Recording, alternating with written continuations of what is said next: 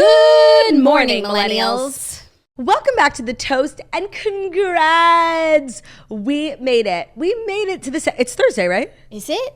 Yeah, oh my God, it don't is. look at me like I'm crazy. Oh my God, I thought for sure. I No. just imagined it was Thursday. I wasn't thinking you're crazy. I was thinking, what day is it? I had no idea. Now, I know this is like a personal feeling, and maybe I'm not speaking for the whole world, but I feel like the pace in which this week moved was so fair. It was doable. It was doable, and it was manageable. It wasn't super like crazy stretched out. It wasn't one of those weeks where it's like, oh my God. It felt like every day came, I did what I had to do, and nothing major, ruined my week or made my week. It was a very normal week. And I think normalcy is grossly underrated. I agree. What's crazy to think about is some weeks fly by, some weeks drag on, and objectively, they're all the exact same amount of time. No, that's what's crazy. No, I think what's crazy is like the way that I'm describing my week. Somebody listening to this podcast has seriously had like the worst week of their life, and it has not, like they can't believe it's not Sunday. Like the way we experience the same periods of time so differently, that's crazy. Well, ain't that the truth? I have a couple of things to say. Okay. The first is like, I'm going to be that bitch. Jax and I have like kind of a major announcement tomorrow. And the fact that we haven't like been annoying people about it is like major. So tomorrow, tune into the show because there's big news, sort of historic news and sort of girly swirly news. I'll say that. I agree with those points. And we could have been so annoying up until this point, and we weren't. And we're just going to be annoying for 24 hours. And I feel like that's so fair. Feel free to sound off in the comments. Like, what do you think the surprise is? So fair, Soffer. That's so one. fair. That's one. Speaking of Ben So Fair, I'm sorry I got to this, I couldn't answer your call at first. I was on the phone with my lawyers. I don't know if you saw, The Good Guys today did a merch launch. I did. And they are using a photo of me, using my name and likeness to sell merchandise. Excuse me? And I just think that's funny. Okay, goodguys.com. Let's see it. No, on their Instagram. Oh, they're not selling a piece of merch with you on it? Oh, no. I guess maybe I did make it sound like that. No. They're just like using a promotional photo of me for promotional use. Okay, now I have to see what's going on. Featuring my name and likeness. Good guys. Guys of good. Okay, it's not on their I don't know why you're page. having like such No, where I don't know is why it? you're having such a hard time. Like, where is it? They used a photo of me in the hat, like to sell merch. Like, I don't know why. Oh, okay. Like, don't wear their hat then. Like, well, they'll I'm be hearing sorry. from my lawyers. Once again, They will be hearing. Once again, screw sisterhood. You're wrong. Okay, you know what? I'm kind of sick. And seriously? By the way, if you wore I'm their sick hat, of this. If you wore their hat and they didn't like post a picture of you while they're trying to sell merch, you'd be like, why not me? Why not include me? Honestly, we might have our second walk-off in Toast history. You have been so toxic lately. And seriously, I need to put some time on Zach Weinrub's calendar. Like, he and I need to chat about all the annoying things you do. It's just... Yeah. They can't post your photo? And you know how anti-GGs I am. Are you? Yeah. The number one. Judy-O. No, you're just looking for a fight. Okay. First of all, listen. She's pushing everyone away. Why? Just you.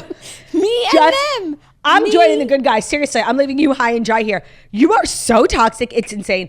First of all, this is a show where like we have a shtick about the good guys. So I was like just doing the shtick, and now and now we're being serious. Like now we're being serious. I was so ready to call the lawyers. First I thought they were selling a picture with your face on it. That's what you made it sound like. It was just about the expectation of the sorry crowd. that you don't understand the shtick we have going with us and the good guys. Like, no, sorry that you don't get it. Right. And so the fact that you don't get it and you've just kind of like swapped and turned the tables on me, noted.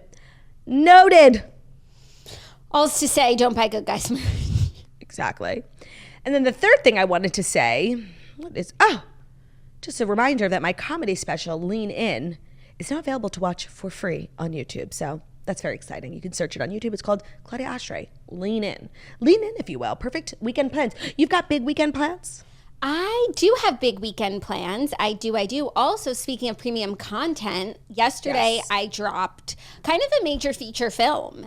Yep. And it is my journey with sourdough. I have been vlogging for the last 8 days, this sourdough endeavor, and I left it all in the vlog. What can I say? It was you guys, it was so funny. Right. It's so funny. I think it's pretty informative for anyone who is interested in sourdough. And I think if and so many toasters are sourdough stands. Like, and I was shocked at like the fervor in the comment section being like, you have to zero out your scale. You don't have to use that much starter. Like, okay. No, so much fervor, which I was so glad to see. So I got so many helpful tips, and I'm really excited to be a part of the community. The community said that for a first loaf, I did pretty darn good. Like, your first is always going to be the worst, and you're just figuring out the basics. So much so that this morning I saw that my starter was looking alive well, and I started another dough this morning.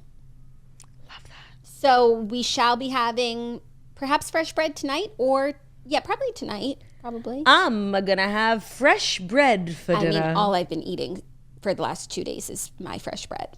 That sounds amazing. Yeah, I don't know if that's like a good thing or a bad thing. I haven't been eating like a crazy amount, but like I had a sandwich, I had a slice of toast with a little healthy egg salad, and I don't know if like I'm eating too much. Getting too high on my own supply? That's sort of just like life, never knowing if you're eating too much or too little. I know for a fact that I ate too much at book club last night because we went out to dinner, even though we usually cook, with the Bala Busta book club. No one was really in the mood, so we went out to a kosher spot not knowing. Usually we always go to the same place, La Marais, fabulous steakhouse. And it's usually like busy, but never, we always make a reservation, but never to the point where like we're waiting. Last night, I think was both NYU and Columbia graduation. So all the Jewish students, fleeing their institutions came to La Marais. Oh, we had to wait 30 minutes. I was like so annoyed. So by the time like it was time to order, I was feeling feral, That's like never a good place to be, like grocery shopping or ordering when you're like rock bottom hunger. Yeah. I got a hamburger and a steak. Yummy. It was so good. Licked the plate clean. Regrets? Ask me how many I have, because I have 0. None. Not one. 0. Oh my God. Speaking of Real Housewives of Beverly Hills, did you see that viral video of Kyle Richards? And the mouse, Katir? The mouse Kadir? The way I cackled, first of all. Mousker hi, Mousker ho. Her car literally became Miska Muska Mickey Mouse Clubhouse. Mousker ready, Mousker set, here we go. Can you explain to me like how the mouse was sort of like suspended in air, like up on her window? That mouse looked straight out of a cartoon. He was like, yes. By the way, not only did he was kind of adorable. No, it was like giving. And you guys know how I feel. I guess it's those LA mice. Like, they're on set. They're working mice. They're professionals. Like living in the gutters, which is just filled with like green juice. And just like everything else, like the best looking mice go to LA. The best looking people, like they're just a class above. And he literally looked like Ratatouille.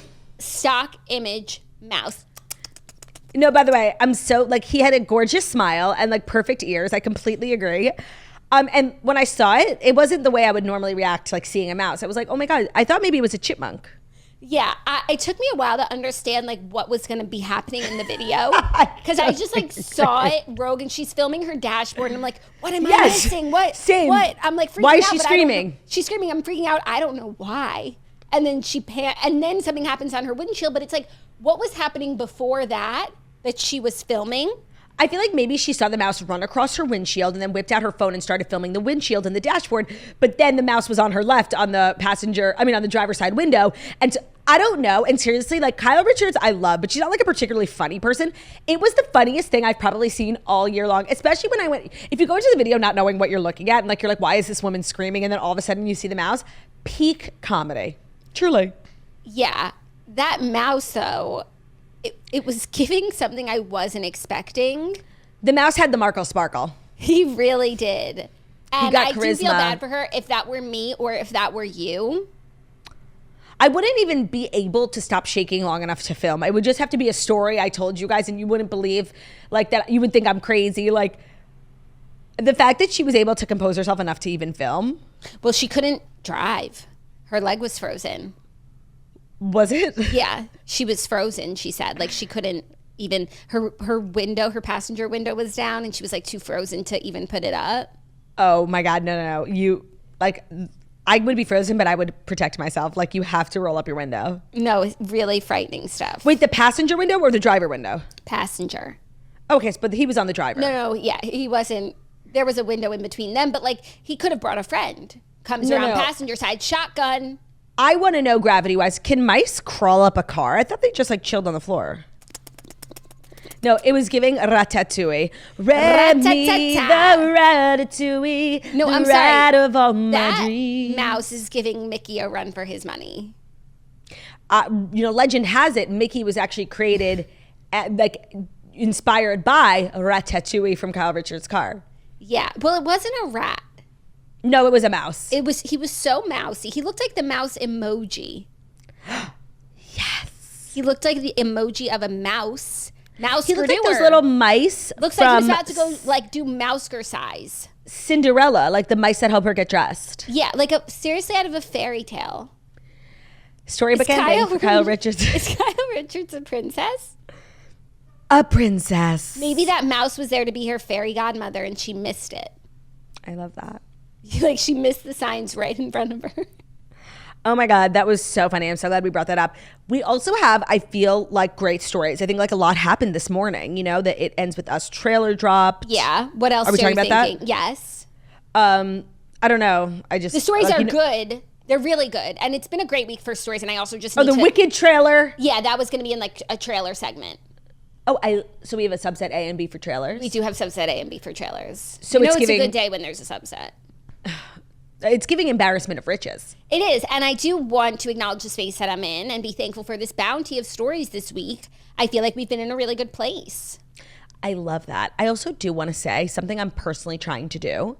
I would like to stop saying it's giving. It's giving illiteracy, honestly. It's giving like you don't have words. I think I'm smarter and more well-educated than to be using that phrase. It was fun for a minute on like TikTok talk, but to be using it in my everyday life, like seriously, I'm better than that. And I think seriously, join me up here. Like let's all stop saying it. It's really dumb. We had this conversation about a different TikTok phrase maybe a year or two ago. It was this. It was this? No. It was this, ready? Oh. It was this, colon. Okay. It's the blank for me. Right. And now I'm down to let go of its giving. My issue is that it's very illustrative and it paints a picture literally of what something is giving. And I have to get back to a place of what did we say before it? How did I connote that feeling before that? I think instead of, how did I just use it? It's giving illiterate. It reminds me of illiteracy. I don't know. Like bouillon. It reminds me of the good old days. But now I just feel seriously like an idiot when I say it's giving. Seriously, use different words.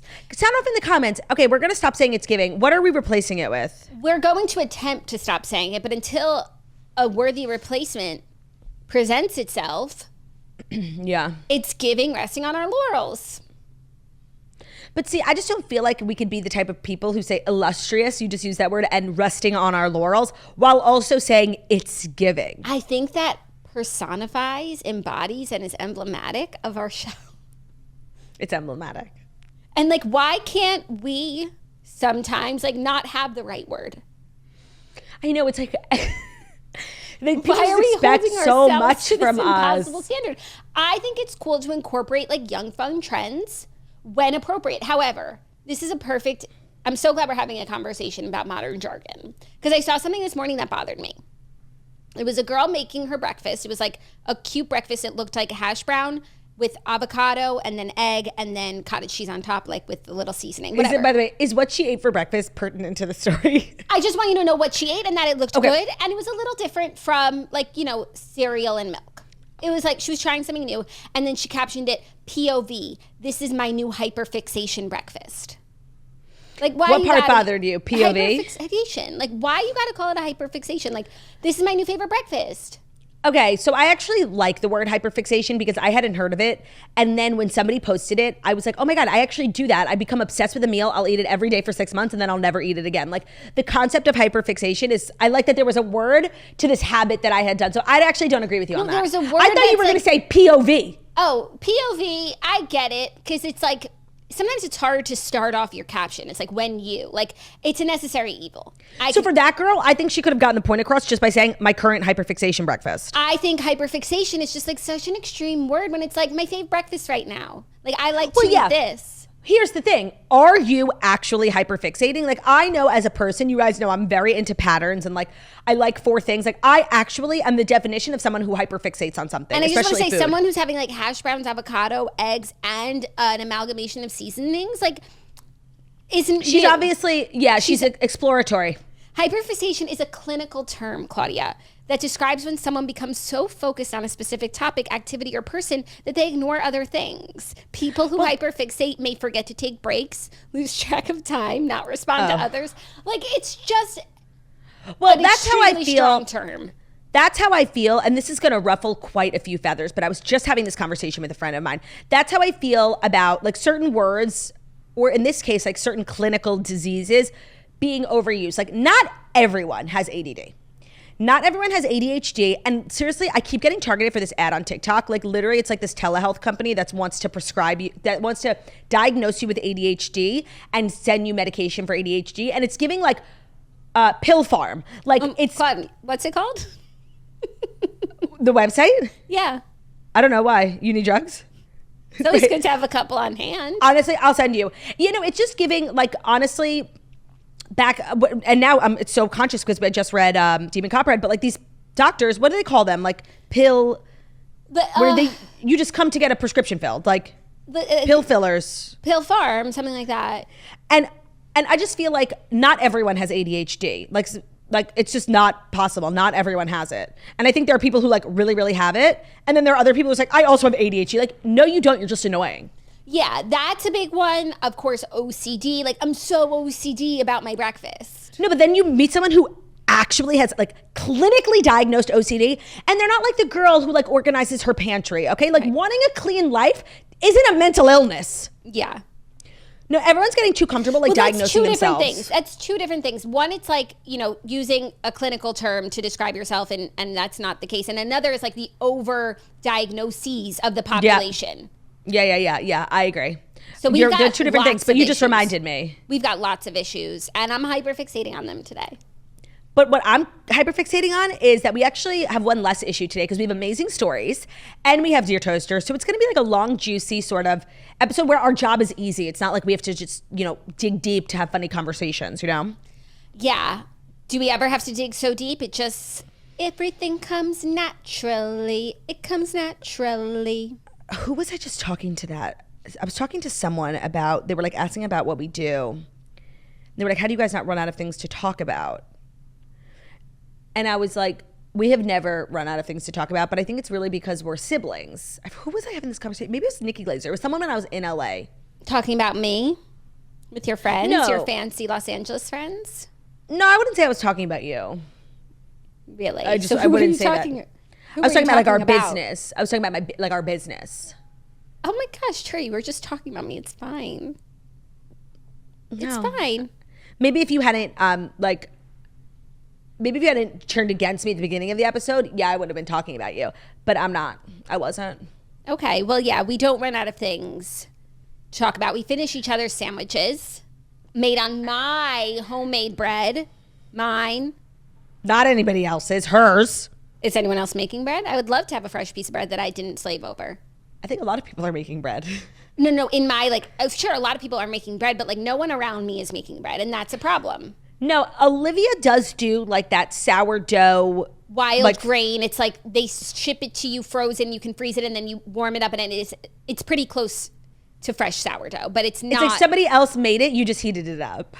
Yeah, but there's definitely something like Kumsa Fresh about it. For sure. But it's not what I'm doing. And the thing is, if I had people around me who were making starter dough, like I wouldn't have needed to, and that would have been amazing. Like, because soon I'll be making a bounty, and I'm going to drop one off here, drop one off there. Oh, I love that. I would have loved to be on the receiving end of that. But no. I would love if you could figure out a way to ship your bread. Sounds like we're starting a business. Well, we'll be together soon, and maybe I'll bring my starter with me. Well, you can't just make a new starter. No, you have to. Well, you can. Becca Martinez says that like anyone can make starter, but there is like my starter that I'm working with now. Like seriously, came straight from the Oregon Trail, thanks to Ballerina Farm, and thanks to Kevin O'Leary. And thanks to Kevin O'Leary. When we had Kevin O'Leary on The Toast, which is really an iconic episode in Toast history, feel free to go watch it. It's on YouTube. Did we ask him about the Oregon Trail? And people have so many issues. They have so many issues with how we say Oregon. Apparently it's Oregon. And seriously, it's they not. said to say it like, your liver. Oregon. Organ. Like, that's just never going to be me. No, it's not. But them spelling it like that, definitely, now I do know how to say it. We would have sat here. I wouldn't have even known what it is if not for Oregon. I knew that it was I knew we were saying it wrong, but if saying it wrong is wrong, I don't want to be right. Also, if it was meant to be pronounced like Oregon, wouldn't it be spelled that way? Right. Like, why is there the E there? It would, if Orgun, Oregon. Oregon, right? Yeah, that's how it's spelled. But I'm so saying if they wanted Oregon.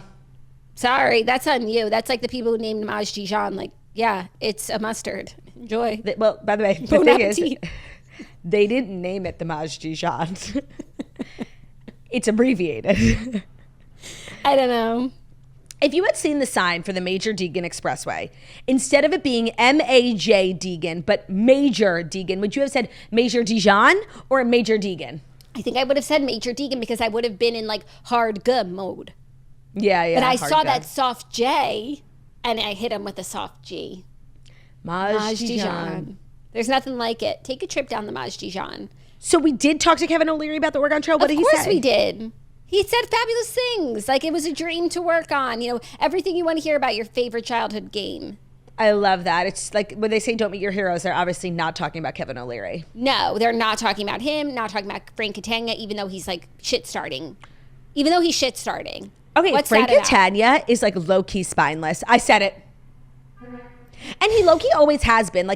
People will tell him secrets and to him they're just facts. He just shares it. No, nothing is sacred to Frank Catania, but we should have known that. Really? I don't think I should have known that because I met that man. And that man looked like somebody I could tell a secret to. No, but he has so many redeeming, amazing qualities, but he's not. No, it's true. He cheated on Dolores. He cheated on Dolores that, and he can't even promise get back together with her because he can't stop cheating. Right. He said, I love you so much, but I will never get back together with you because I'll cheat on you again. Are you fucking okay? He literally can't help himself. So it's no secret that he would spill your secrets. I think he's a great person for a million other things. But at this point, any friend of his who tells him something in confidence, you're the fool. Don't trust Frank Catania. He literally told you not to trust him.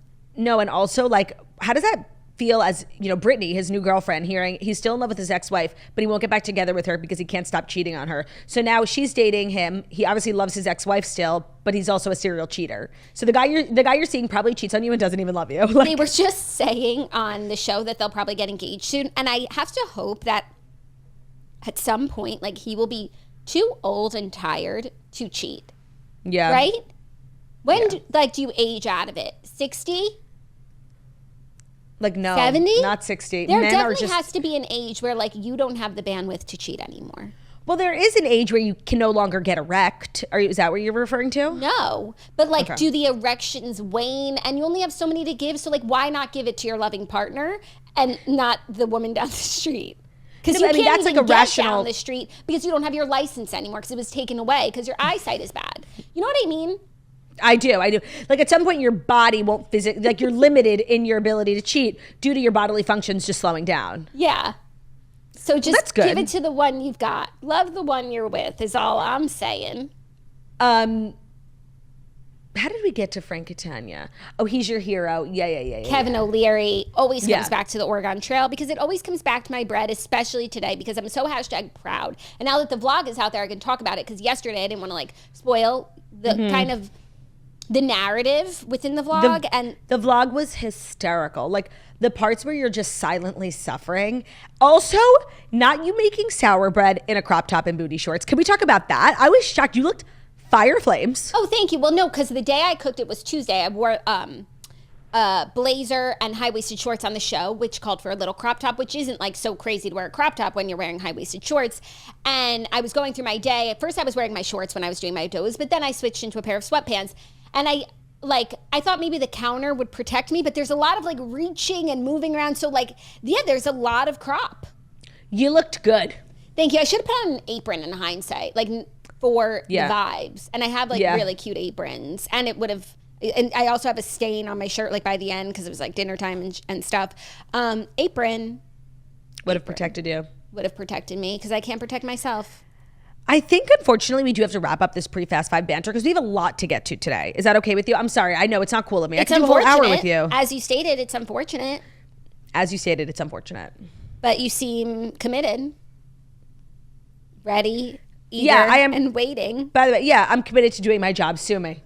No, but I think pre-Fast Five banter is actually like the best of our work. Not saying we should keep doing it. The thing is, I agree with you. I don't know if everyone agrees. I think sometimes people are like, oh, when do the stories start? Like some people listen to this just for pop culture. I know, it's Why? Sick. It's sick. No, that's seriously crazy. I don't think that's true. But sound off in the comments if you listen. No, actually, please, I don't need to know how many people like skip our personal lives. That's rude. Claudia, I literally don't think there's one. I truly believe that in my heart and soul. No, there are. There's always one of anyone. Let me tell you why. Because yesterday, we were a little delayed in putting up the timestamps in the YouTube description. And there was like a bunch of comments being like, oh, so we stopped. I like how people are like, oh, we're done with timestamps. Okay, give me 5 fucking minutes, first of all. And second of all, people who are desperately seeking timestamps are looking to skip over. I saw those comments too. I thought that was weird. Yeah, no, I didn't because I knew that like there's some assholes who just listen for our pop culture takes. But you know what? Those people are listeners too, and they deserve the Fast Five stories. And I mean, if you like the takes, cool. If you like the takes, I just want to say, like, I think you would like the pre-Fast Five banter. It's true. The takes are kind of like a gateway drug to the Fast Five banter, but so many people skip it. Just trust and believe. Like, let this be your sign, but you're not even listening to this. Wait, should we put the timestamp for today, like a couple of minutes earlier so people can hear this here message? Yeah, for those timestamp warriors. Yeah. The timestamp warriors. Okay, now without further ado, for you timestamp warriors, here are the Fast Five stories that you need to know. And the Fast Five stories that you need to know are brought to you by L'Oreal Lash Paradise Mascara. So L'Oreal Paris is everyone's favorite makeup brand, like let's be real, and their Lash Paradise Mascara is fabulous. I've been using it. It gives so much volume and length. It's perfect for that done up eye look. Also, like if you are going for the clean girl look, it's fabulous there too. Who doesn't love like a nice, fresh, long looking lash? But if you're looking for a more done up eye, you want to follow the mob wife look, you know, the more bold cat eye. Lash Paradise is the staple for those trending looks. It adds intense volume and length. Lash Paradise is giving luxe level lashes. The bristle brush is super fluffy, so it'll give you fuller looking lashes instantly. It is the perfect mascara and lash look for day and tonight. It's going to last you all day long. So for our corporate girlies who are wanting to have, you know, a big bold pop on your eye, then also maybe you have a date afterwards, going to get drinks. You don't need to reapply, but it's also just fabulous to throw in your purse. You never know when you're going to need mascara. So if you wear falsies and you don't like how damaging the glue can be or toxic, like you can just get rid of it and use Lash Paradise Mascara, giving you all the drama for your lashes. You can order Lash Paradise now on Amazon. It's from L'Oreal Paris. It's called the Lash Paradise Mascara. If you've been looking for a new mascara, perhaps this is your side. L'Oreal is just a great trusted brand, and I love all of their products. And I think their mascaras, I love drugstore mascaras. L'Oreal's always the best. The Lash Paradise that you can order now on Amazon from L'Oreal Paris is a favorite of ours. Today's episode is also brought to you by Skims. Everyone knows that finding the perfect t-shirt can be such a challenge. We've always had problems, whether it was the fit or the quality, but luckily the perfect t-shirt does exist and you can find it at skims.com. From crop silhouettes to long sleeve layering tees, there's a style for everyone. You know we wear Skims everything. Skims is now one of those brands that has the TMT stamp of approval. Anything they make, whether it's a new category, shapewear, bras, undies, I know that I'm going to love it. And the t-shirts are fabulous because I've been into like the big pants, small shirt trend. So I like to wear like my big pants. You know, I got into big pants recently, but with like a nice fitted shirt that makes me look smooth, that doesn't have like lines around my bra and that like kind of holds me in. And it's just like flattering. Skims makes the best t-shirt. The boyfriend t-shirt, the cotton jersey long sleeve t-shirt. They also just have great colors. Like you want white, great, here's 4 different whites. You want black, here's 4 different browns. You want brown, there's 4 different browns. They really have you covered. And of course, they're super, super size inclusive. So they go from sizes extra, extra small up to 4X. So whatever phase of life you're in, you can get it from Skims. Shop the Skims t-shirt shop at skims.com. Now available in sizes extra, extra small to 4X. The soft smoothing t-shirt is the most flattering shirt. I love that one. If you're going to get one, I would suggest that one. If you haven't yet, be sure to let them know that we sent you after you place your order at skims.com. Select podcast in the survey and select our show in the drop-down menu that follows. So shop the Skims t-shirt shop at skims.com. That's skims.com. Now available in sizes extra, extra small to 4X. And while you're there, maybe, you know, get a bra because seriously, nobody makes better bras than Skims. Thank you, La. You're welcome. Our first story, Victoria's Secret is bringing back its controversial fashion show to the runway. So the Angels are back while Victoria's Secret tried a revamped version of its iconic fashion show in 2023. The brand announced on Wednesday that it was bringing the Catwalk Spectacular back to its original format with a splashy runway show this year. The new show will deliver precisely what our customers have been asking for: the glamour, runway, fashion, fun, wings, entertainment, all through a powerful modern lens reflecting who we are today. A spokesperson for the brand says, I am so curious to see what this is going to be, because there weirdly has been like a lot of demand for the Victoria's Secret fashion show of yore. You know, like people, it was toxic for sure, but like people loved it. And even me, like I remember being like super fat and still loving it. Like, yeah. I didn't feel like, yes, technically I was excluded. I didn't see myself represented, but like, I'm not a model. So like, I was fine with it. There has been like a lot of demand for that energy to return. But I think Victoria's Secret has learned their lesson in the sense that they're going to bring it back and really be much more inclusive. So I don't know if that's what people want. But I'm having deja vu because they like brought it back last year, right? What was it? And why didn't it work? Why is it so forgettable? I actually don't remember what happened. This isn't the first time they've like revamped it. I also think that brands really need to walk a line between like making choices and staying true to who they are while also listening to people and hearing them out, but not making every single decision based on what people tell you to do. I feel like that's a fast way to go nowhere and to stand for nothing. Like, yeah, I also think at the end of the day, like you probably just need to lean into your data, right? Like, who are your customers? Right, no, like who are your data? Like sales, like what sizes are selling well, what sizes are not selling well. Who is your target customer? What does your customer look like? Like if your customer looks like, you know, nothing like your models, like then that's pointless. I don't know that I agree wholeheartedly. Like I think I don't look like a Victoria's Secret angel, but I think there's something aspirational about the way that they look. They make the lingerie look really gorgeous and exciting. And it's like this hope that maybe if I put it on, like it'll help me look like that. Let me tell you, I agree with you. Do you buy Victoria's Secret? I used to, yeah. Yeah, like bras? Well, not bras because like I've always had a certain set of needs, but I love their underwear. If I ever was buying like something like exciting for the boudoir, I always went to Victoria's Secret. Interesting. And that I think changed when I got older, but also like their brand just turned to mush. It meant nothing. Yes. You would walk past a mannequin and there's nothing worth looking at. Yeah, like crap. So I think they need to be a little more scrupled while also being a little more inclusive, but not losing the magic of the original Victoria's Secret and the Angels. That was the most iconic like modeling underwear job in the world. And just to like give that up completely because people were mad. Like there's a way to do it right. Yeah. But it doesn't mean you have to do an about face and become something that you're not. Something that so many other brands are. Like, we don't want you. No, it's true. Like, honestly, probably in response to Victoria's Secret, so many other brands popped up in the category of like undies and lingerie, but also in all sorts of categories with the message of being real, you know, like none of the airy, you know, nothing's retouched. It's real women with real bodies. And there's a demand for that.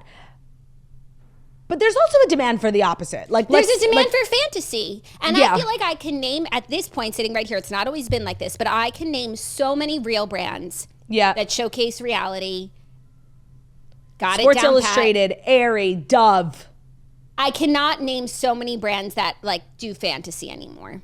But maybe it's not good for business. Like maybe it's not, and that's why people don't do it. You have to imagine these big companies, the bottom line is the priority. Yes, of course, but like they were doing fantasy for decades and business was booming. Because by the way, the culture shifted.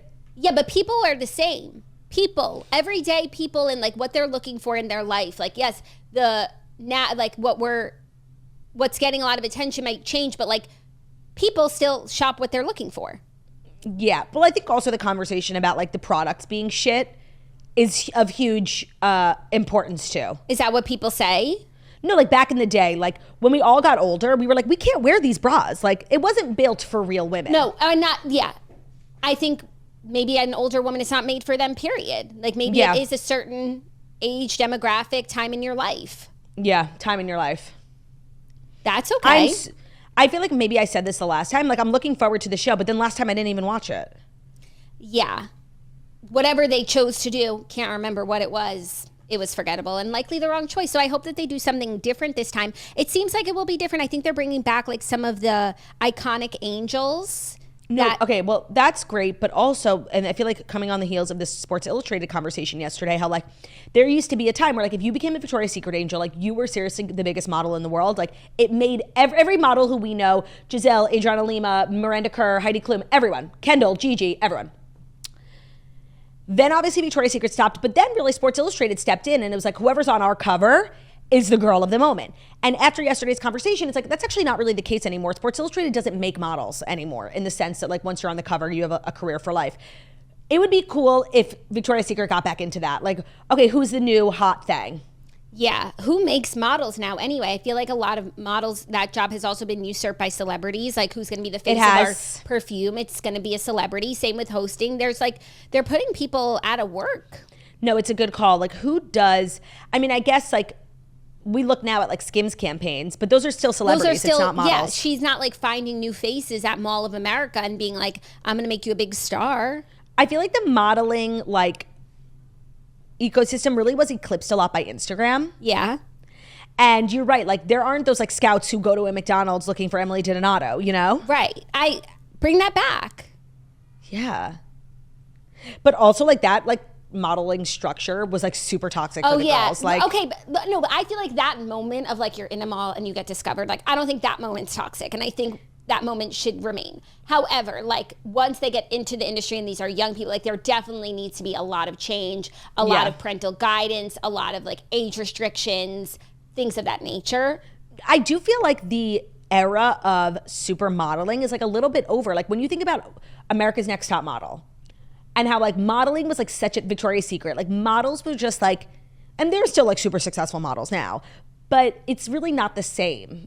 Honestly, I think it's because of social media. Yeah. It's weird to think about. I feel like the last great models are like Kendall. Oh no, the last great model, seriously, because she's the youngest, is Kaya Gerber. No, but she's grandfathered in. If it wasn't for being Cindy Crawford's daughter, like she didn't come up with a crop of girls. No, she didn't. She's like the last generation. But even she, by the way, like she's the biggest supermodel. She's not like that, like famous. Like, no, and I feel like where does she even model? Like Fashion Week and like campaigns and stuff. She doesn't do that much modeling for a big model. When I think about like how famous at the peak like Miranda Kerr was, like I don't Claudia, think that's similar. Giselle.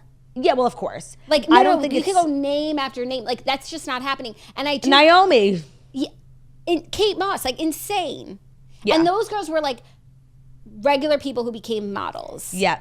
I feel like then we had the Nepo models who really held it down. Kendall, Gigi, Kaya. Yeah, but where are the other models? No, and I think this is like actually a real frustration of contemporary models who wanted to be the next Naomi but didn't have a chance because of the Nepo kids. Like it's actually, I think nepotism is actually a huge issue within modeling. For sure, but like those girls are in their late 20s now. Like Hailey Bieber. Where are the 18-year-old models right now? The 20-year-old models? I don't know. Who are the models? And maybe it's because we're not 18 and 20, like we don't see them. No, it's because we aren't 18 or 20. There aren't any models because it would be us. Right, no, because since we grew up, they just like stopped marketing, period. They're like, we can't get them. We're done. We're done. Anyways, so TBD, stay tuned. I'm open. As always, I'm open. I find that I'm very open as a person. Yeah. Our next story is some trailer news. First up, It Ends With Us trailer dropped today, and Blake Lively stars as Lily Rose Depp in It Ends With Us, an adaptation of Colleen Hoover novel. It's been clowned on for months because the pictures from the set looked really awful, and I just want to say the trailer looks so good to me. Yeah, of course. It's like they put a Taylor Swift song on it and everybody suddenly changed their tune. No, but I just want to say the trailer didn't have those outfits that we saw on the street. Well, the trailer was, I saw vertical on Instagram. You too? No, I saw it. I watched it on YouTube on my iPad. Oh, I watched it vertical on Instagram, so everything was really zoomed in, and I was like, oh, we're not seeing anyone's outfits, just their faces, and that's why it looks good. Oh, that's funny. No, I saw, like, what I saw of her look, like, really wasn't offensive. I don't know if she's wearing a wig. It looked she is. The wig is wacky. It's giving Merida. What's her name? Merida. It's also, like, to have, like, a wig for the whole movie, you know, like Kristen Stewart in Twilight, it's distracting. I agree, and I guess Blake Lively was not willing to dye her hair red because she was pregnant, I think. Wasn't she pregnant? Oh. No, I think she was postpartum, and people were, like, applauding her for going back to work so quickly. Oh. That makes sense. But, and I feel like that's just part of acting where you have to, like, commit to dyeing your hair and, like, changing your body for roles. Like, yeah. Also, you can dye your hair when you're pregnant. Some people don't, but, like, some people do. It's not the biggest thing. It wasn't like the girl had crazy different hair length or texture. Like, it was literally just the color. Yeah. Also, I would rather her have just been a blonde in the movie than Same. wear an ugly wig. Same. But, like, getting the erasure of redheads, I don't love it, but we're still being erased because a redhead didn't get the part. Oh, yeah, I was going to say, or they could have just cast someone with red hair. Oh, God forbid.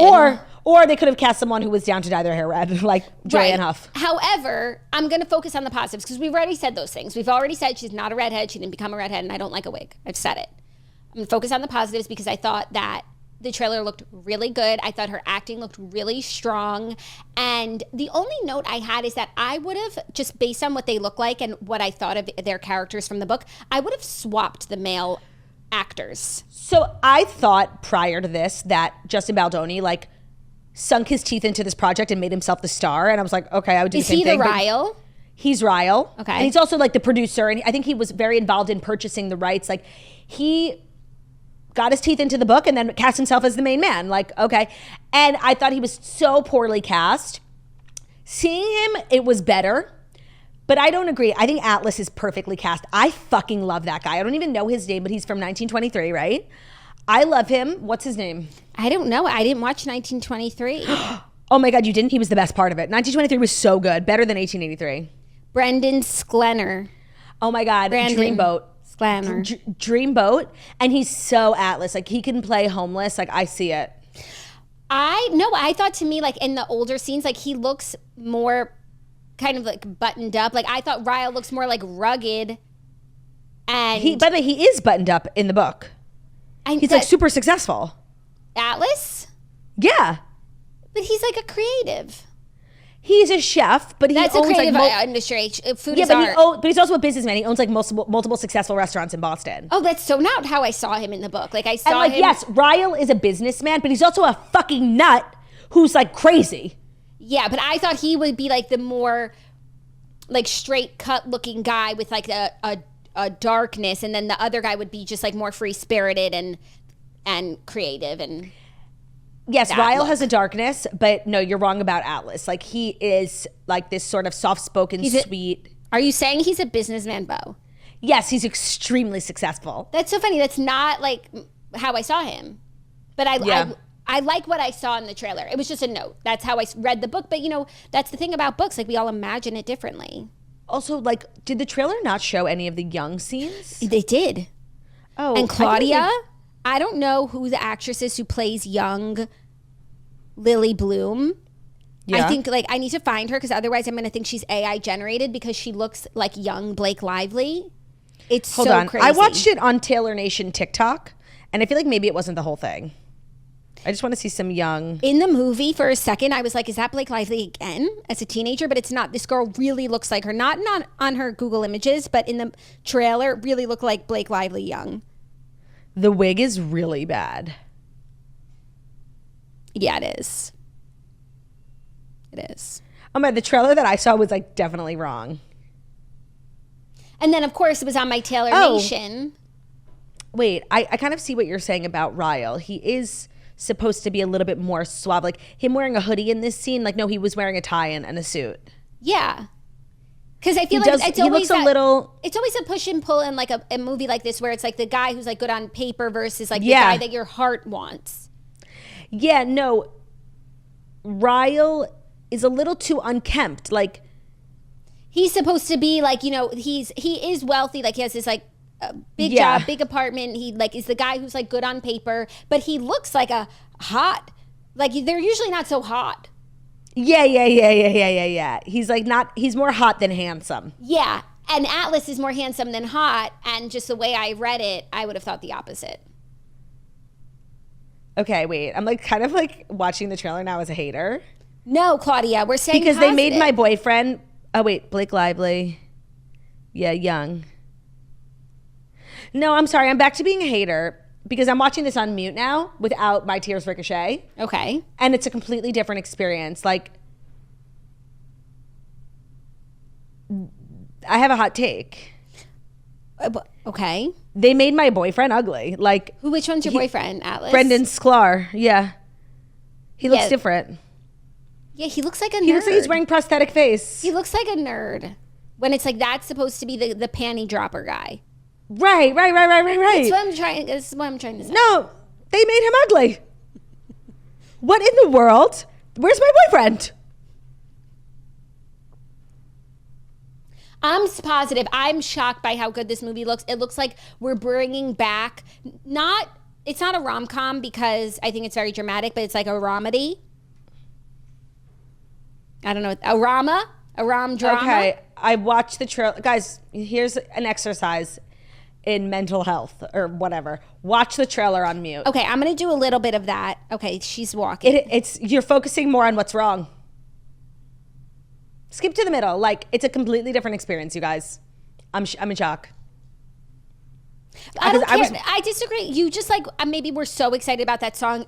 I like the song and I was like, cool that it was included, but it didn't like move the needle for me. Any song would have made I feel like also any trailer like needs music and hype. Otherwise, it's just a bunch of shit cut together. You guys watch it on mute and then drop a comment. I will be watching this movie. I think this looks like it could be bringing back like the great romance movies. Not the great, okay, like let's not get carried away. Really good romance movies. Held by Blake Lively, her bread and butter. I think we could be going somewhere really great with this. I agree. I'm cautiously optimistic. And as always, I remain open for Victoria's Secret. I remain open now for It Ends With Us. And I shall be remaining open for our next story, which is the Wicked trailer. The Wicked trailer has dropped. That was a trailer. Yeah. They've had trailers for the trailer, you know? I don't give a fuck. Seriously, that trailer was insane. It looks incredible. It looks like it's going to be, seriously, like the movie, like whatever Wizard of Oz was to the people in the 50s or whenever the fuck that came out. That is what the Wicked movie is going to be to us. That's a really great comparison because I feel like the Wizard of Oz kind of shifted the way people, like, you know, movies in color and like it just, it was a new class of movies, and this movie looks like that. Like, because we see big movies. What's the last really big movie? Like The Greatest Showman, musical. Sorry, I thought you meant. No, big movie, could be movie or musical. To me, it's of course like The Greatest Showman, but cinematically, The Greatest Showman didn't break the mold. Avatar. And it was because it was all done, it was like 100% CGI movie. Yeah. This to me is giving elevated, of course, like the story of Wicked is a great story, but in terms of the music, in terms of the production value, in terms of like the CGI, the sets, it looked so, the costumes, like, it looked like Harry Potter. By the way, Harry Potter's another good example. Yeah. When they were like in the school and they were sharing the dorm in the trailer, I was like, oh man, it's Harry Potter. And I kind of love how the movie feels. The show itself is like, the star is Elphaba. But it kind of felt like in the trailer, it's a movie with two stars. Oh. No, like partial Ariana, partial Cynthia. That might just be for the trailer to get the Ari stans excited. Otherwise, they might complain like not enough Ari. Yeah. She's definitely the biggest name and a really big draw for the movie. And she's a big part, so why not include her a lot? I had chills. Like, we got a couple of different sneak peeks at Defying Gravity, at Popular, and a couple of the songs. I seriously, like, okay, so I don't know if we have plans for Thanksgiving. It comes out at Thanksgiving or Christmas? Thanksgiving. Exciting, thankful. We we need to be together. We need to go to the theater. Like, it's giving thanks. No, I'm thrilled. Yeah, this is exciting for cinema, for musical fans. I like movie musical. I love movie musicals. It's my favorite genre, and it's crazy I don't like Broadway shows. No, I don't like Broadway shows, but like I've seen Wicked multiple times. It is so far superior. Yeah. Love Wicked. I'm just saying, like, I love a movie musical. Yeah, no, I'm so fucking excited. How about that? How about that for positivity? We're so positive. It's sick. I'm positive that we're positive. Yeah. So exciting content on the horizon. Truly. All's to say. Yeah. Are you ready for our next story? Mm-hmm. Sophie Turner has graced the cover of Vogue and given a wide-ranging interview with some very quotable moments. So she got candid about the public narrative in the weeks after announcing her split from Jonas, which she called the worst few days of her life, and receiving private support from her hero, Taylor Swift. She said, Taylor was an absolute hero to me this year. I've never been more grateful to anyone than I am for her because she took my children and me and provided us with a home and a safe space. She really has a heart of gold. No, okay. So I totally forgot about like that 1 week where there was all that Sophie Turner and Joe Jonas like back and forth drama, their camps like leaking stories about each other. And I really forgot how like the first couple of days, like clearly the Jonas camp was like putting out all this shit that like Sophie was like an alcoholic and a deadbeat mom. Like really sort of heinous accusations. Yeah. And I imagine at the time, like as a mom, she was like freaking out. And then also like her marriage is falling apart, just like dramatic for everyone. And then of course the added element of, you know, her going out to dinner with Taylor Swift and then ending up moving into that Tribeca like investment apartment that Taylor Swift had. Like I literally forgot about that. How long ago was that? That was in like September, like August, September of last year. So 9 months. Yeah. I'm glad it's like quieted down and it seems like things are like moving on for them and they're like amicably whatevering because there haven't been like stories planted about each other. Yeah. But their divorce is not final, correct? No, not that we know about, but they had reached like that custody agreement and things like de-escalated for a second.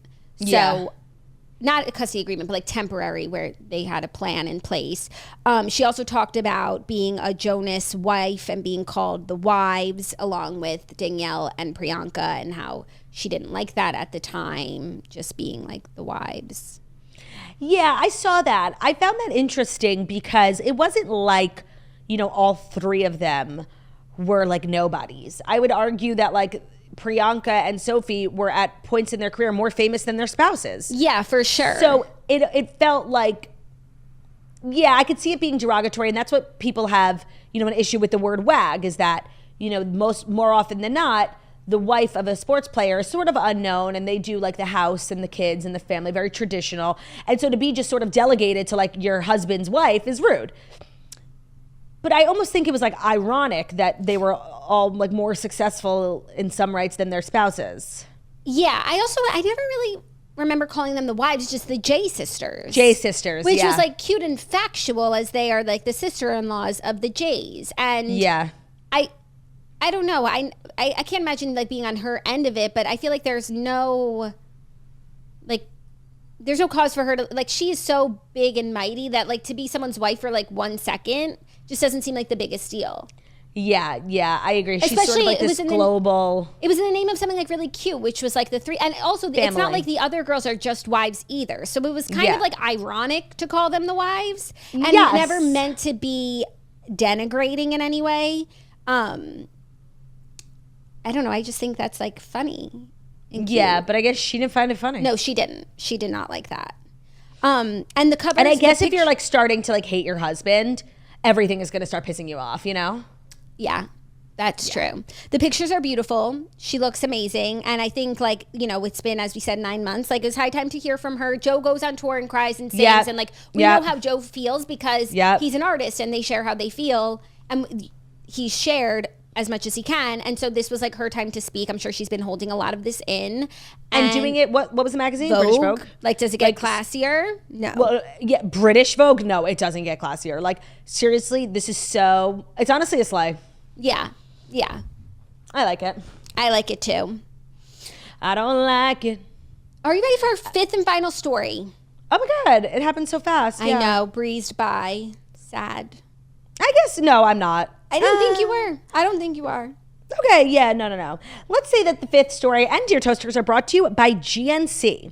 So GLP-1 medications are taking the world by storm, helping many people, myself included, transform their lives through weight loss. All the possible side effects can be an obstacle to success, and that's why GNC is here to help.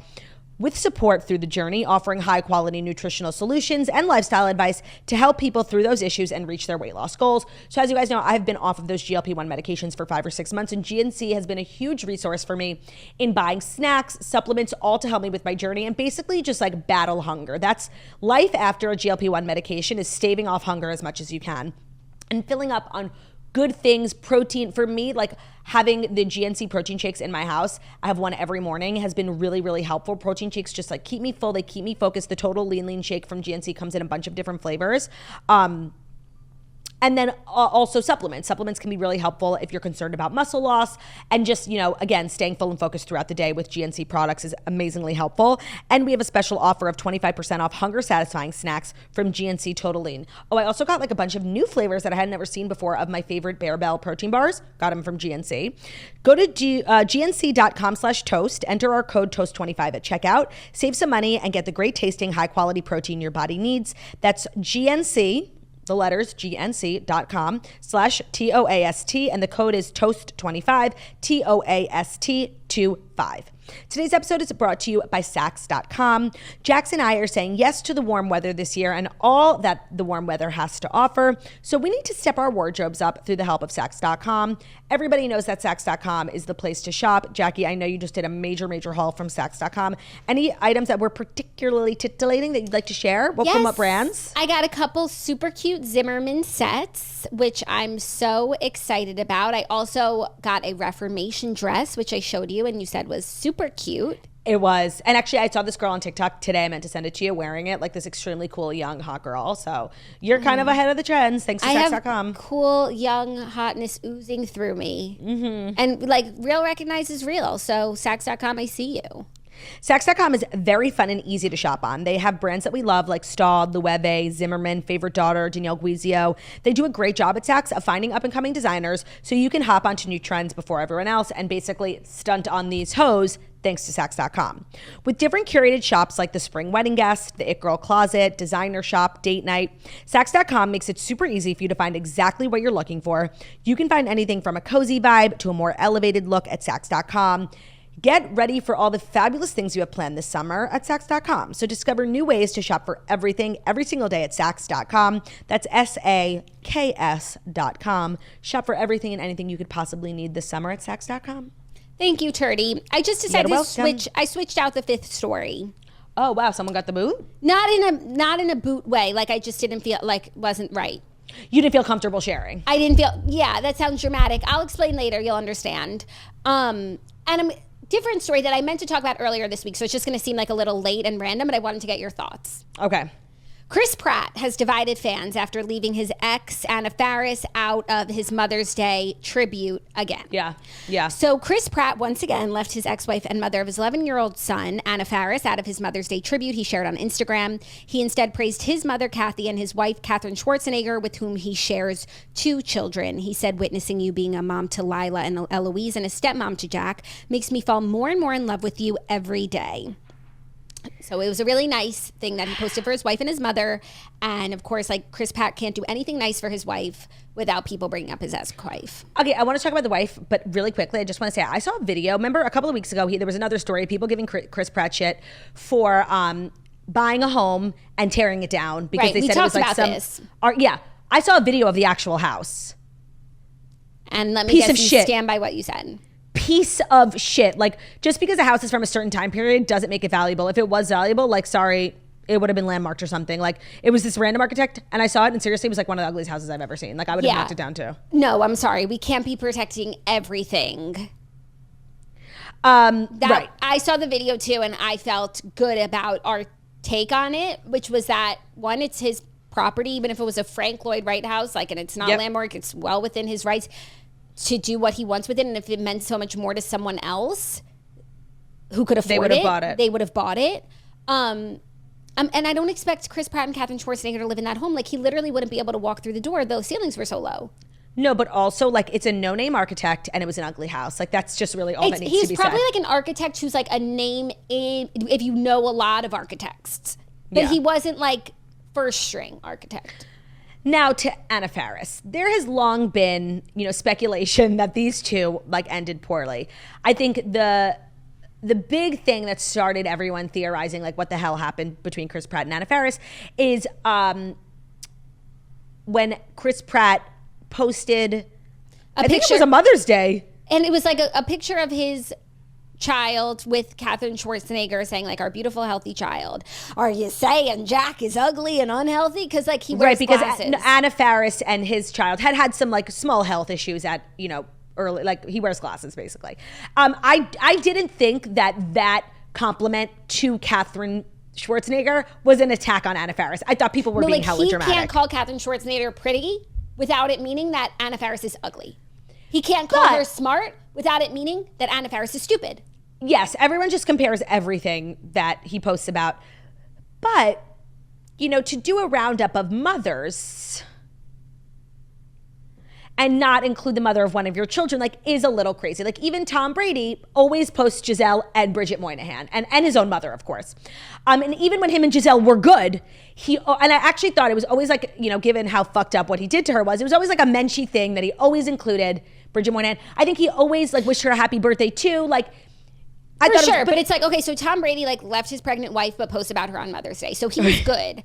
Chris Pratt, like, respectively ended his marriage, started a new relationship, and only posts about his new relationship on Mother's Day, and he's bad. Like, I have no horse in this race. I just see it from, like, an outside perspective. I've never watched Guardians of the Galaxy nor Parks and Rec, though I do like Chris Pratt and the things I've seen him in, like Bride Wars, A+.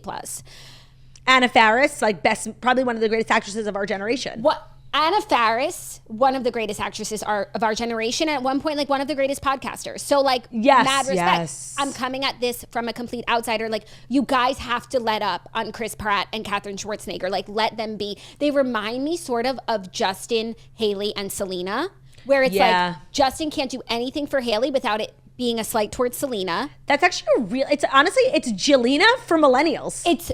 It's Jelena for elder millennials. Like, Chris and Katherine trying to move forward in their faith, just like a Christian couple trying to do Christian things. That's an amazing comparison. Trying to do Christian things, and it's always about the ex.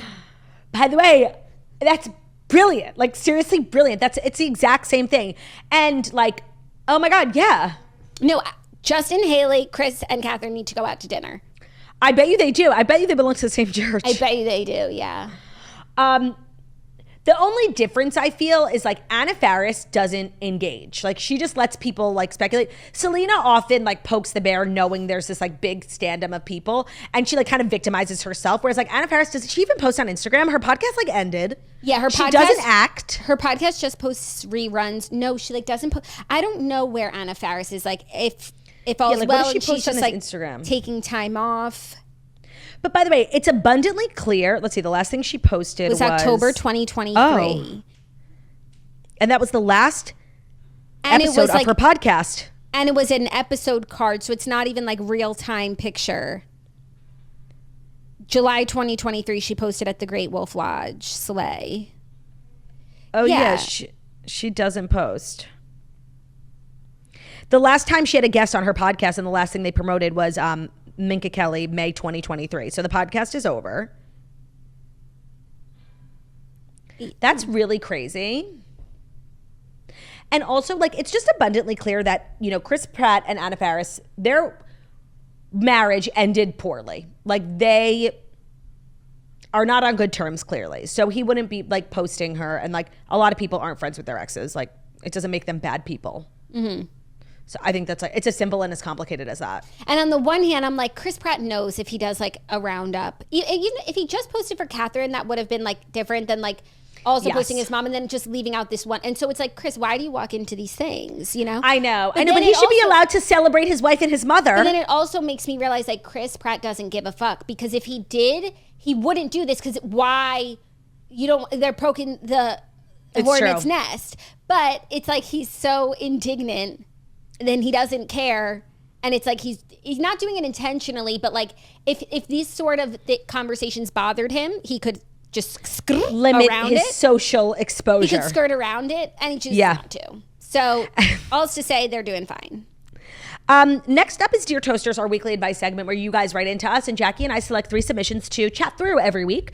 If you want to write into us, you can send us an email, deartoasters@gmail.com, or you can head over to our website, thetoastpodcast.com. There's a submission box. Both are totally anonymous. Share what you need to share. Try not to make it too long, and we'll try to get to all of you. Are you ready for today's? I am. Hey, Jackson Turdy. I'm a longtime toaster, and this is the first time I'm seeking advice from my girlies. My husband fucking smells. To put some context behind it, we've been together for over 10 years. We got married in 2019, but recently he's been smelling like rotten sausages. I am 14 weeks pregnant, so I think I'm super smelling, and it's hindering my senses. I cannot take it. I've told him a couple of times, but before we left the house, that something on him smells, so he'll go change his clothes, put on some cologne. But this morning, he just woke up smelly. My bedroom reeks of the sausage smell. Every time I walk by him, I want to gag. How do I tell my pajama husband that his natural scent is making me barf without being rude? How do you change your natural scent? The thing is, I don't know if he's changed his natural scent. I think his natural scent I'm saying, like, if you tell him your natural scent grosses me out, like, what can you do about that? Just like, because it's clear that he might not be smelly, that it's a pregnancy thing, right? You're more sensitive to smells when you're pregnant. You smell more. I feel like freaking Bruno. And those smells, like, have a guttural reaction for you. So you're definitely smelling it now because you were pregnant. But, like, what can he do other than stay away from you or shower every 5 minutes? So here's what we have to do. Like, you need to tell him, by the way, like, it's not that you're smelly. Your smell is not vibing with my pregnant body. And we need to get to work. So you need to buy really, really fragrant shampoos and conditioners because, like, okay, let's say like a bad flower smell is better than rotten sausages. Like, and he needs to stay on top of his hygiene when it comes to, he just like needs to wear cologne, needs to use like a fragrant body wash, like get ahead of it. Yeah, you should go out and find a smell that you like. Maybe it's even Old Spice, just like something powerful. Get the body wash, the shampoo, conditioner, hand soap, everything so that like, and make sure it's just like one cohesive smell so it kind of takes over from every orifice of his. Yep. Don't send him out to do it. Like, you go sniffing and find what you like and then come home and be like, listen, your natural pheromones are not compatible with my pregnancy senses. Can you please? Don't tell him he's like smelly like sausages because then he won't want to help you. No, but like when I'm pregnant and I open the fridge. Yeah. But then when I'm not pregnant, I don't even notice that my fridge doesn't smell in general. Like, you are literally like a hound. That sounds horrible. Yeah. So I think you go out, find the new products, whatever doesn't make you want to vomit, and tell him and give them to him. Like, I think he'll be totally fine with that. And am I wrong in saying like this should go away by month like 4? Oh, it definitely gets better. Yeah. So that's good. Yeah. Definitely it eases up. You'll still have like nose like brew, but. Now the crazy thing is like being at Jackie's house when she's pregnant, opening the fridge and hearing this. Every time I open the fridge when I'm pregnant. Oh, no, I can't. And did it occur to you to like plug your nose, or that doesn't help? I would like hold my breath sometimes. It doesn't really help. And it's so crazy because that never, ever happens when I'm like not even. No, I honestly horrible. Hadn't even thought about it until this segment. Yeah. Like, that's how much, it's not like I have a smelly fridge. I just like, you smell the smell of fridge. By the way, sometimes a fridge can be smelly. Let's just say that. If you got a problem. But it was you got a like problem. I was literally cleaning out my fridge all the time to make it smell better. And it's just, it is what it is. Okay, this next one is so funny and topical. Hey, girly swirlies. My fiance and I got into a fight about the Tom Brady roast. I was appalled by the joke that Tony Hinchcliffe made about Kim Kardashian, and I'm not even like a Kim stan. He related her vagina to that of whales. To me, that's just misogynistic and gross. She's a mother, for God's sakes. My fiance says all's fair in comedy, that it's just a roast and I need to lighten up. I understand it was a roast and I'm not one to get upset by comedy, but I thought his comments were just so unfunny and just gross. Am I overreacting, or is my fiance a secret woman-hating troll? Help. We've been together for 4 years and we're getting married this fall. P.S. Love you dearly. What was the joke? That like her vagina was like big and worn out from like all the dick, and it was like a whale's vagina. Okay. And I just want to say, like, I think like it's a roast. It's true. Like, anyone can say what they want, and like it is a gross joke. But like, I support Tony Hinchcliffe's right to make it.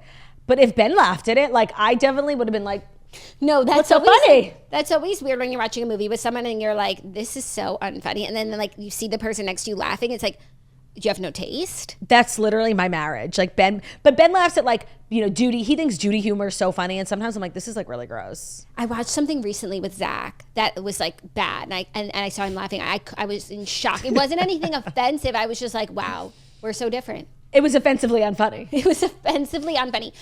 For this, I didn't watch the roast, but I can place myself if like you heard your partner laughing about jokes like derogatory towards women, that like just went beyond the pale. Because of course, like any joke towards a woman is derogatory towards a woman. 1,000%. But I agree with you. It's like bottom of the barrel. Like that's just like. And especially Tony Hinchcliffe was like probably him and Nikki Glaser were like the top 2 roasters, and his jokes were so creative and original. And like honestly, I just feel like he could have done better. Yeah, I feel that. It's low bar. Like I don't think you need to not marry him. Just men have like dumb, unelevated, unsophisticated senses of humor. It's actually good that you like know this prior to getting married. Like just like it's true. It's emblematic if you will. Yeah, I feel like you know what it reminds me of? Remember when we watched the Andrew Schultz special with our husbands? And it was so funny. We were all laughing so hard. The end of it got I don't even know what he was talking about, but it got like graphic, like penis. Yeah, like sex jokes. It was not for us. Not for us, but like our husbands were still laughing. I didn't see Did that I as a find red that flag. Unattractive? Yes. But like then we just moved. Like I hadn't thought about it again until right now. Like men just have like lower senses of humor than us. And honestly, that's why like no, I was gonna say something really mean, but that's why like there's so many successful male comedians. Like because men are like, the men will laugh at anything. No, and like women are so critical, and women are like, they have higher standards. That's why it's hard to be. That's what I'm telling myself. That's why it's hard to be a female comic. I think you're onto something. Not to say all male comics like are unfunny. Not. And no, that's not what I'm saying. It's special, but like they will like men will laugh at a certain like bathroom humor, even not even take out the sex stuff, just like duty jokes and stuff. That's just like. It takes a lot more creativity and wit to make a woman laugh. Make a woman laugh. I feel like. And honestly, it's a compliment to us because we make women laugh daily. It's so true. Hourly. No, and that's why people say like women aren't funny. It's like that's not the case. Women are just. Meet us up here. Join us. Yeah, because women didn't laugh at your dumb fucking joke. Yeah.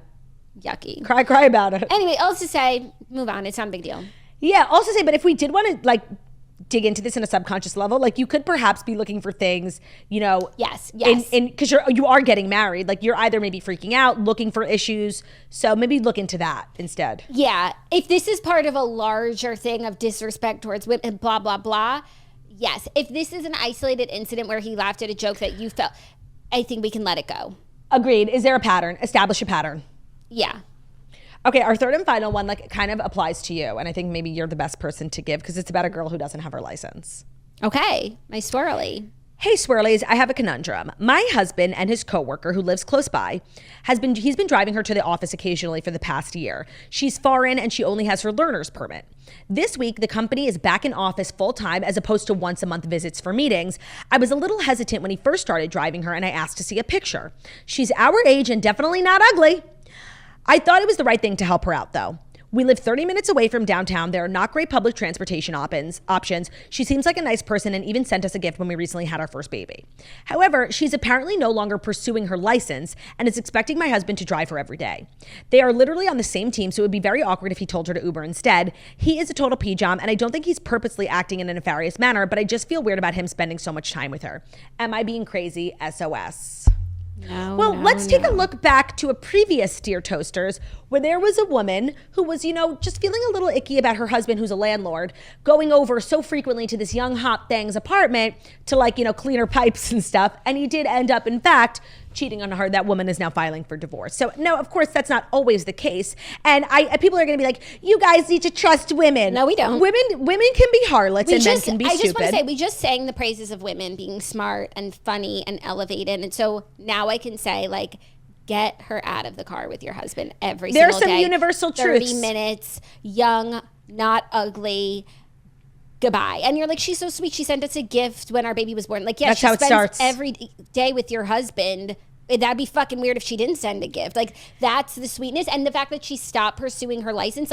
No, this girl needs to get her license. You live 30 minutes. Like, I moved to the suburbs for 1 second. I got my license. You live 30 minutes from downtown and you have to go into work every day. Like, get your license. And of course she's not going to get it because like this nice strapping fella from down with the a street job is driving her to work every day. If I had that situation, yeah, I wouldn't get my license either. But she needs to get it.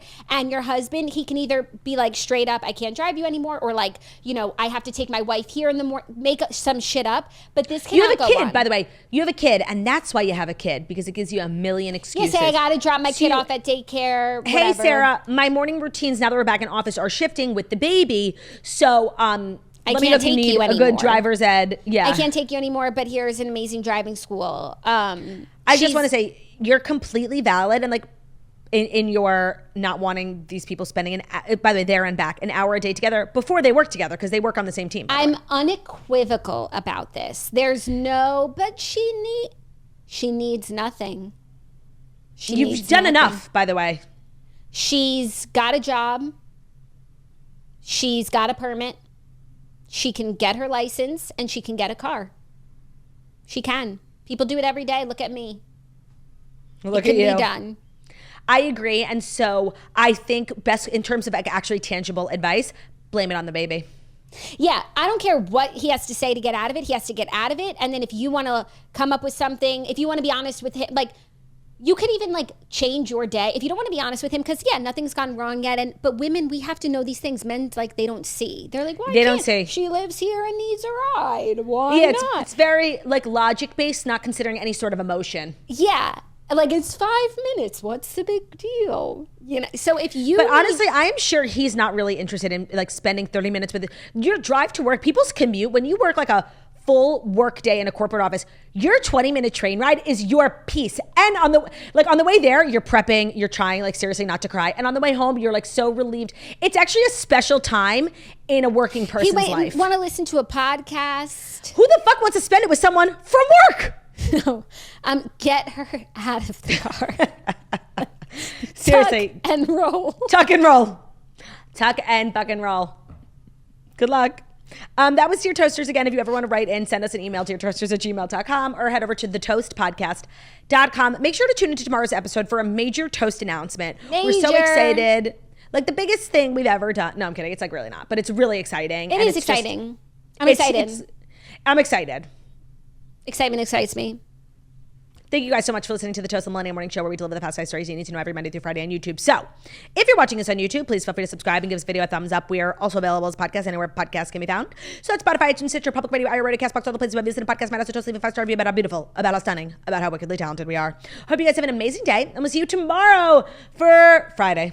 Love ya. Bye.